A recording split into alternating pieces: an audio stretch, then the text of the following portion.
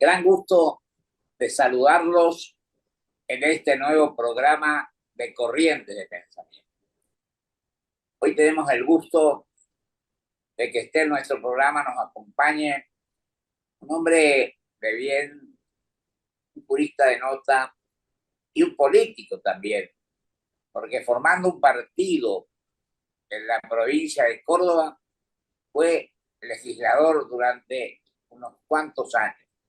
Pero además es un trabajo permanente el que él realiza, teniendo en cuenta la vida, las cuestiones que hacen a que los pueblos mejoren en su accionar. Me refiero al doctor Aurelio García Elorrio, que además es profesor, es especialista en Derecho Internacional Público y además ha sido reconocido en muchas oportunidades. Pero además es un amigo al que yo respeto y aprecio enormemente. Querido doctor, un gusto de tenerlo hoy en Corriente de Pensamiento. El gusto es mío, doctor. Buen día, buenas noches para todos. Perfecto. Querido doctor, momentos difíciles, momentos en el cual existe esta confrontación bélica que no sabemos qué puede terminar. Yo no quiero adelantar opinión sobre cómo veo la cosa, pero creo que acá nos tiene que preocupar enormemente la situación de los seres humanos que están padeciendo esta situación. Y creo que además, lo tengo que decir con sinceridad, no es el momento para que imitamos quién gana y quién pierde. Pierde la humanidad, donde los pueblos están en una posición y en otra, y sobre todo está en juego la vida de los seres humanos. Así que yo dejo a su criterio cómo quiere que comencemos a plantear estas cuestiones, querido doctor. Bueno, no, la, la cultura de la vida, la Sí, cultura de la paz, eh, todos los que hemos vivido algunos años sabemos que toda agresión, toda pelea, toda violencia sí, deja huellas, deja huellas. Y usted imagínense las huellas que quedarán en esos países del Medio Oriente, hoy el Medio Oriente, mañana puede ser otro lado, claro. donde millones de personas, si bien Israel es un país chico de muy pocos millones de personas, Irán tiene, no sé, 90 millones de personas. 90 millones. Eh, Usted imagínese las nuevas generaciones que se van a crear sobre el odio. No, no, la guerra nunca, nunca es una solución, nunca. A ver, una guerra defensiva, una guerra defensiva a veces es necesaria. Si a usted lo agreden o lo están por agredir, una guerra siempre tiene que ser necesaria, porque si no, está en juego tu supervivencia. Pero yo ya le desconfío a las guerras defensivas, porque me acuerdo lo de Kuwait con Bush, eh, con uno de los Bush, creo que era el Padre, padre en Kuwait, y después el Bush hijo en Irak, por las presuntas armas de destrucción masiva, que no existían. A ver, a ver, eh, a mí me parece que el derecho de Israel a defenderse está claro, más si veo más claro lo de Israel que lo de Estados Unidos, porque lo de Israel en definitiva se han criado al lado de los iraníes y los iraníes siempre han dicho que los van a exterminar. Entonces es lógico que ellos tengan algún reparo. Pero para eso están las negociaciones, conversar, negociar. a ver, eh, lo de Estados Unidos es distinto. Los de Estados Unidos es distinto. Su tradición política no los ayuda a que sean creíbles. Eh, eh, yo creo que en el fondo Estados Unidos está planteando una guerra indirecta con China y hoy el campo de batalla es Irán. Eso es para mí. Entonces, si quedaba alguna posibilidad de acuerdo en, entre Israel y Irán, yo creo que Estados Unidos le explotó porque lo que quiere es sacarle a, A China. a China un aliado fenomenal como Irán. Me parece que por ahí va la mano. Y lo mismo hizo con Venezuela, si bien que la dictadura chavista era algo horroroso, es algo horroroso, eh, ahí están, han quedado ahí a cargo, siguen ahí. Toda la estructura de, de represión del chavismo sigue gobernando Venezuela y Estados Unidos se lleva el petróleo que también, y era otro eje, Venezuela era otro eje con Irán de China. Me parece que esa es la pelea de fondo, pero la van a dejar a Oriente Medio en la Edad Media del todo, destruida del todo, con sus recursos naturales saqueados, y el querido pueblo de Israel y el querido pueblo de Irán no tendrán paz, no tendrán paz, porque se van generando cada vez más anticuerpos para la paz. Por eso el Papa actual, León XIV, insiste mucho en una paz desarmada y desarmante. Como se da cuenta que la paz no es de un día para el otro, es una cultura que se va trabajando con el tiempo, ¿no? Esa es mi humilde opinión. Yo le agradezco, doctor.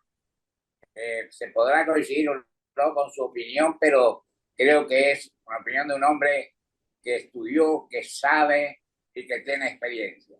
Y yo lo que quiero decir sobre este tema, simplemente para abocarnos a otras cuestiones, es que lo que nos tenemos que hacer nosotros es tomar parte por uno o por otro.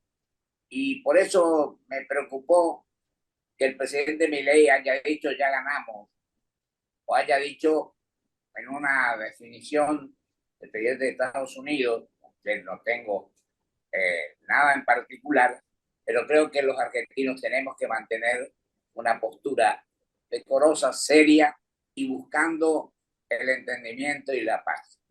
Así que con esto, mi querido doctor, yo quiero preguntarle cómo está viendo la situación del país, cómo está viendo en su provincia, cómo está su partido y que también en todas las otras cuestiones en las que usted ha demostrado un gran interés, que usted me plantee o me diga qué quiere que tenemos, que cree que tenemos que hacer en este momento. Bueno, la agenda de sus preguntas son tres. ¿Qué pasa en Córdoba y qué es lo que deberíamos hacer y otras actividades que yo desempeño y que usted las conoce bien? Sí, Podríamos empezar, podríamos empezar por la primera que usted plantea y Córdoba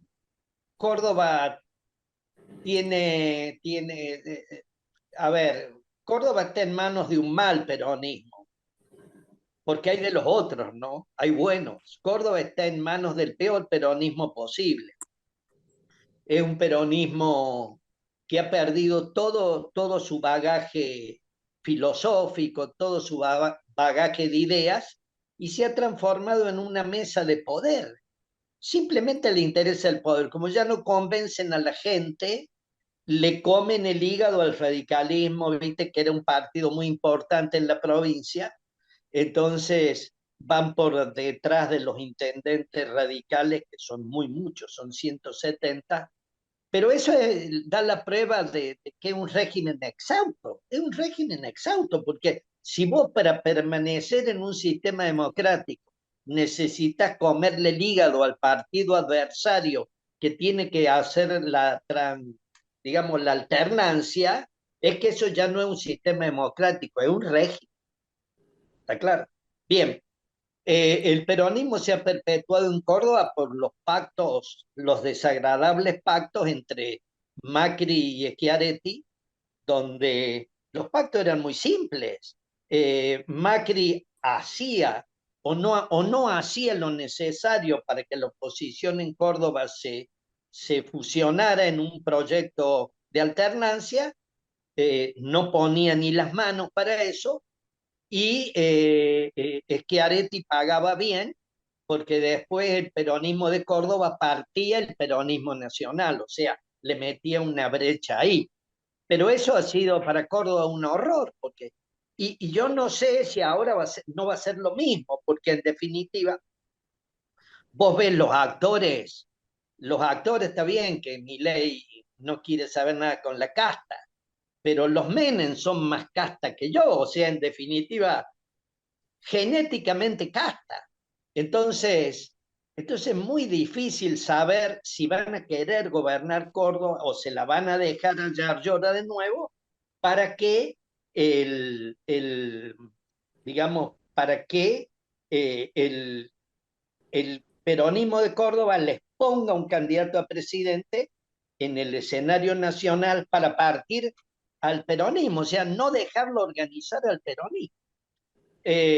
Así que nosotros somos un partido que estamos en la oposición, trataremos de que se arme un frente provincial auténtico, genuino, pensando en los problemas de Córdoba, para lograr la alternancia positiva. Porque cuando un gobierno se mantiene en el tiempo y no hay alternancia, el problema no es del gobierno, el problema es de la oposición, la que tiene que recoger el guante y organizar algo distinto es la oposición. Por eso yo no le echo la culpa, lo único que le echo la culpa al mal peronismo de Córdoba, porque hay de los buenos, es que como ya no les alcanzan los argumentos para ganar elecciones en la consideración del pueblo, tienen que literalmente comerle el hígado a la Unión Cívica Radical, que ha sido un partido muy importante en la historia de la provincia de Córdoba.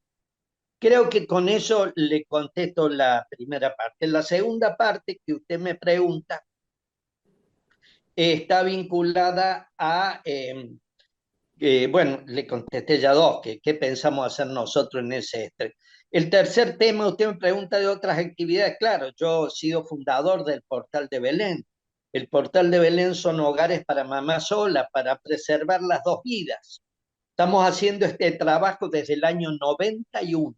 91.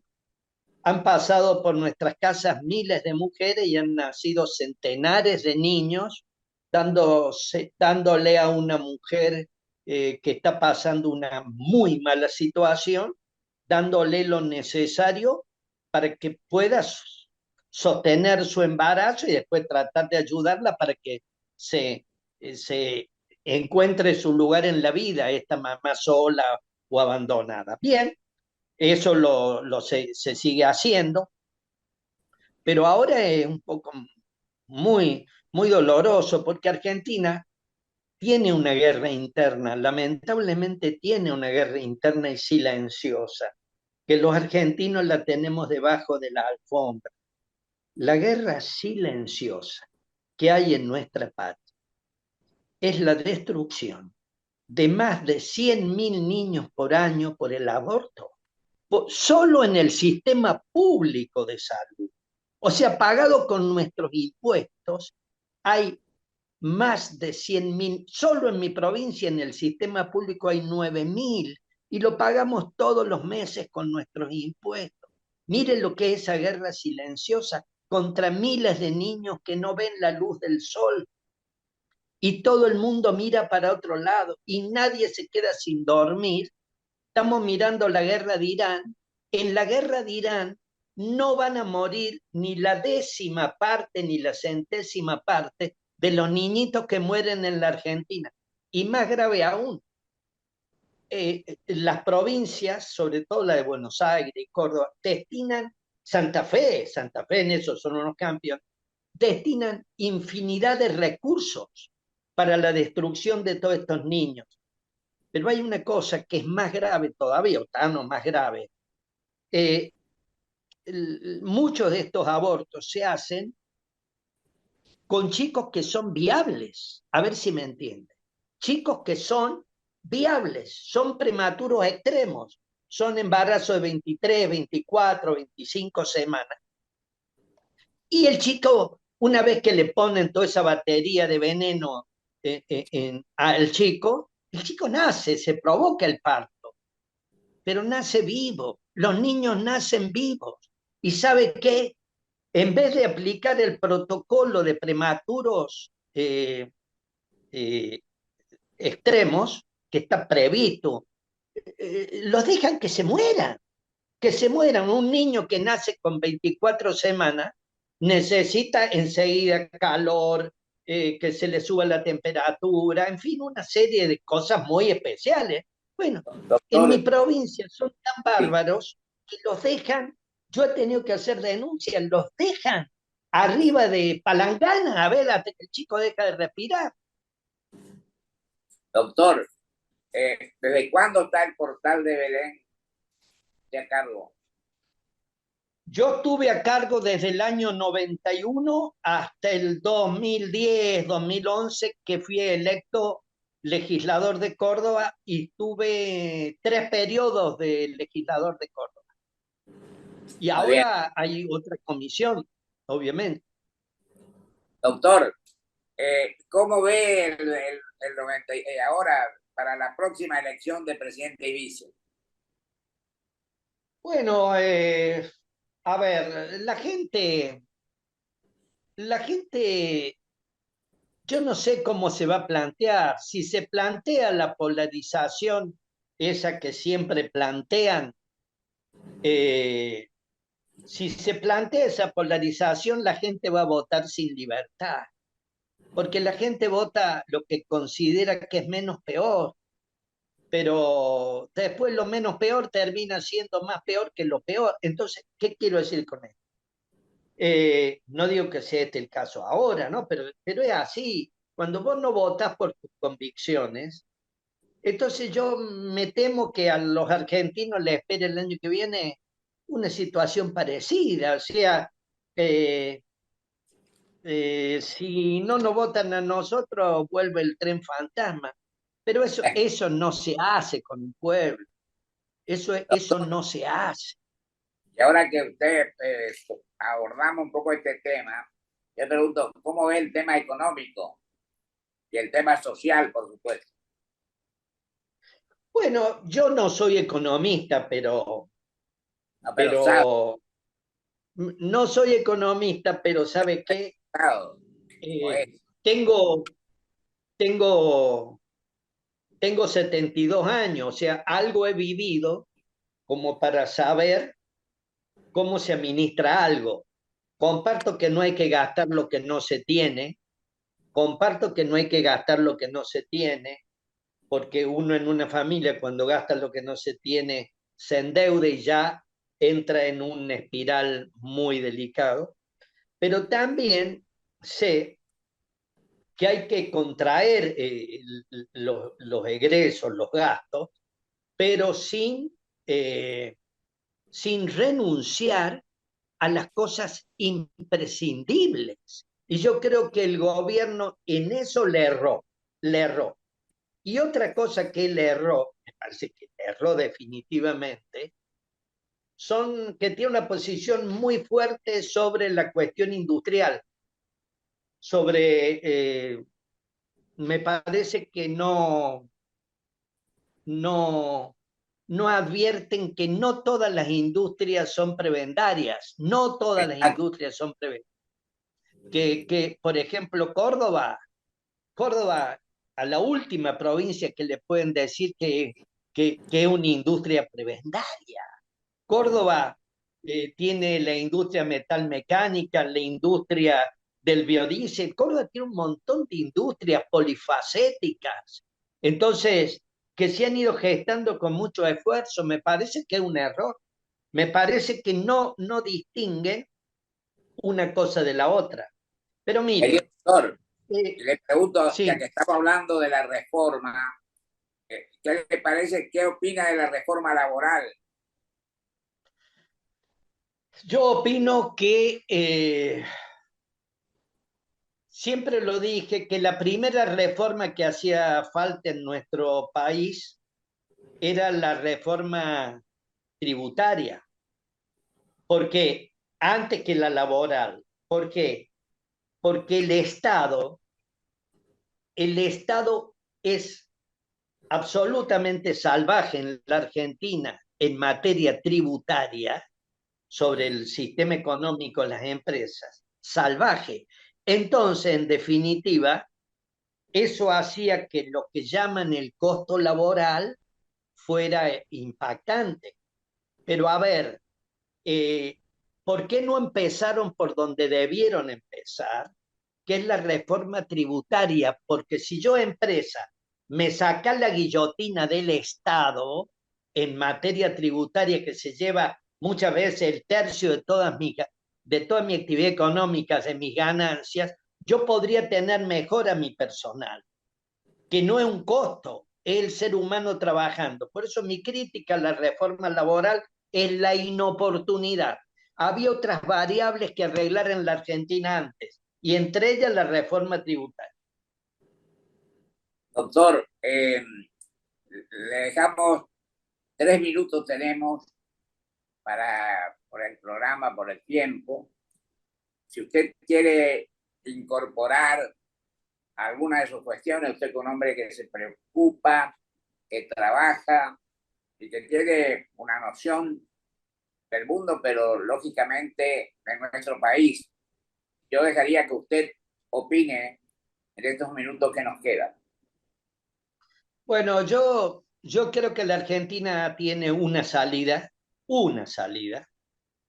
que creo que todavía nadie la explora, que es la salida del diálogo, de un verdadero diálogo nacional. No hay otro. Lo demás, este gobierno, bueno, toma medidas muy audaces, muy provocativas, etcétera, pero el que lo suceda y el que lo suceda le va a sacar muchas de las cosas que han hecho. Las reformas que se sostienen en un país son las reformas que son producto, las políticas públicas principales, son las que se logran por el acuerdo. Pero si vos estás agrediendo al contrario y el contrario te está agrediendo a vos y uno le dice cuca y los otros le dicen loco, así no se puede. Así no puede un país salir adelante y no va a salir adelante nunca. Entonces, lo que yo propongo y lo he propuesto y lo hemos conversado con usted infinidad de veces, doctor, es que Argentina necesita un diálogo nacional en serio, es decir, hay políticas públicas y hay políticas comunes. La, Dentro de las políticas, perdón, hay políticas de Estado públicas y hay políticas de Estado ordinarias. Las políticas de Estado públicas no pueden ser de un gobierno, porque el gobierno que sigue las cambia, las arruina. Tienen que ser producto de un acuerdo nacional, un diálogo político. Es más fácil, mire, es más fácil lograr ese diálogo político con todo lo difícil que un solo gobierno sostenga el futuro de la Argentina. Entonces, Doctor, yo vuelvo a decir, sí, yo comparto totalmente lo que usted plantea con respecto al acuerdo, al entendimiento. Lo que pasa es que, como usted decía, hablamos de esto en lo formal, pero no lo llevamos a cabo cuando tenemos que practicar. Creo que ahí priman los intereses personales y a veces partidarios, pero no somos capaces de entendernos como el pueblo, en definitiva, lo desea y lo quiere. Sí, a mí me gustaría, doctor, hacer una reflexión mínima ¿Cómo no? sobre uno de los temas que he tratado, que es el tema de los más de 100.000 niños que se abortan en nuestra patria, que la sociedad argentina, incluso los grupos religiosos, parecen haberse, que ese tema no está, que ese tema no está. No, sí está. En la tradición judeo-cristiana, que es la nuestra, judeo-cristiana, hay una frase muy antigua que tiene casi 1600 años, que se viene repitiendo de generación en generación, que dice que aunque tu madre te olvidara, yo no te olvidaré, porque te tengo grabada en la palma de mi mano. ¿Qué quiero decir? Que no cometamos el error de olvidarnos de esos niños, porque Dios no se olvida de eso. Muy bien, doctor. Se nos fue el tiempo. No sé si todo se va a incorporar ahora, pero le agradezco mucho su participación.